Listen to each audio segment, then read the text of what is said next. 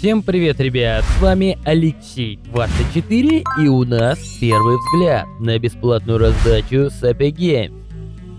С 19 мая по 26 мая можно абсолютно бесплатно забрать игру Borderlands 3 в Epic Games Store. В данном видео я кратко расскажу про данную бесплатную раздачу и, конечно же, дам свою личную оценку этой игре. Но, ребята, внимание!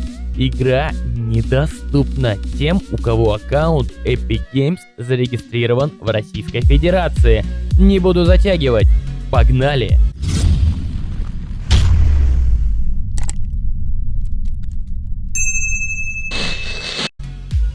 Ребята, я уже неоднократно рассказывал и показывал, что теперь на Эпике можно, не все игры забирать. Эта неделя не обошла нас стороной. Я до последнего момента не знал, что за игра будет на раздаче. А в день раздачи даже убедился, что эта раздача в РФ недоступна. Как получить игру, живя в РФ, я уже неоднократно объяснял в предыдущих обзорах.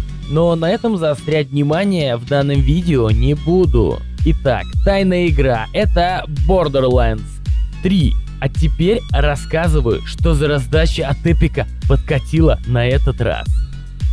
Borderlands 3 — это игра в жанре шутера от первого лица с элементами RPG, разработанная американской студией Gearbox Software. Игра стала четвертой в серии Borderlands и является продолжением Borderlands 2.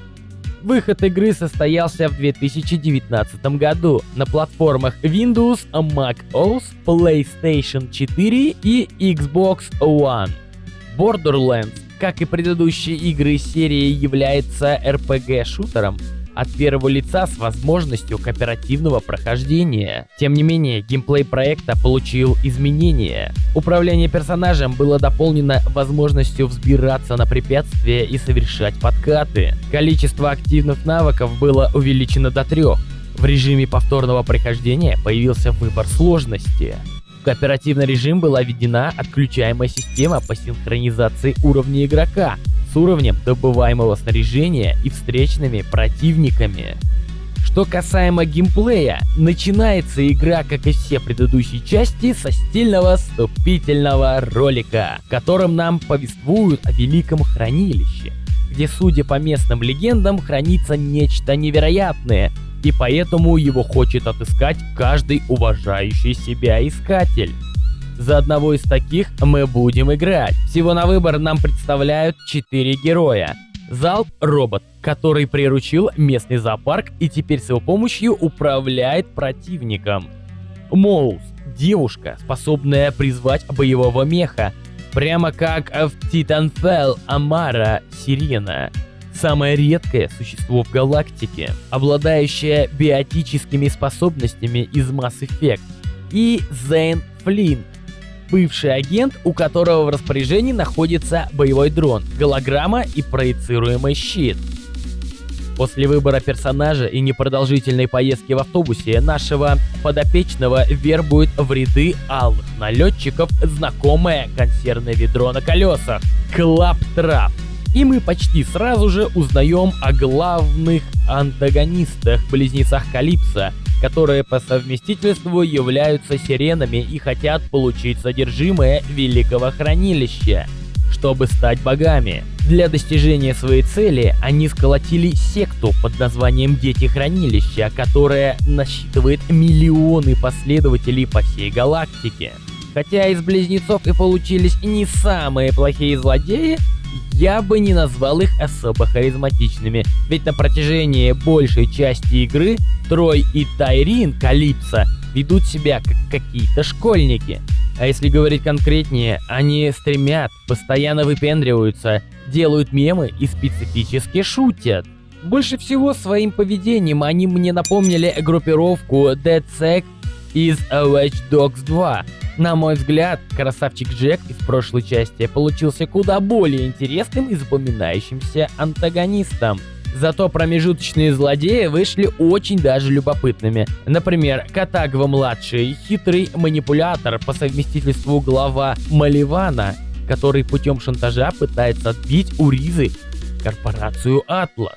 Если же рассматривать сюжет в целом игры, то я, конечно, хочу сказать, он вполне хорош и находится примерно на уровне второй части. Хотя игра медленно раскачивается, ближе к середине она берет неплохой темп. А под конец действие обретает эпический масштаб и даже появляются драматические моменты, что стало для меня крайне неожиданным и приятным сюрпризом. Также Borderlands 3 имеется огромное количество как старых, так и новых персонажей. Почти все они обладают интересными прописанными характерами, а также каждый из них отлично озвучен. Персонажи эти выдают как сюжетные, так и побочные задания. С основными квестами дела обстоят отлично, они находятся примерно на уровне второй части, но и побочные задания не сильно уступают по качеству. Как графика, так и дизайн локаций в Borderlands 3 находится на высоте. За это в первую очередь стоит поблагодарить художников и дизайнеров, которые проделали невероятную работу. Все локации наполнены огромным количеством деталей, а также теперь игра побуждает их к исследованию, ведь в новой части Борды появились точки интереса. Например, можно охотиться на легендарных животных, с которых выпадает довольно ценный лут, собирать детали с мертвых клоптаров, захватывать вышки или находить новые машины для таксопарка, которым потом заправляют Элли. Также стоит упомянуть у этой игры, у нее очень офигительное музыкальное сопровождение. Все же так нахваливаю я данную игру, но многих мучает вопрос, стоит ли вообще в нее играть. Игру по-любому стоит забирать, она действительно классная, а играть в нее или нет, решать только тебе. Вот такой вот был обзор бесплатной раздачи с Epic Game. На моем канале я стараюсь каждую неделю делать обзор на бесплатные раздачи. Еще на моем канале выходят различные прохождения игр. Заходи, будет интересно. Ссылки на плейлист и весь контент будут в описании под видео. Подписывайся на канал и ставь лайк. И мы увидимся уже в следующем видео. Всем пока! Не переключайтесь.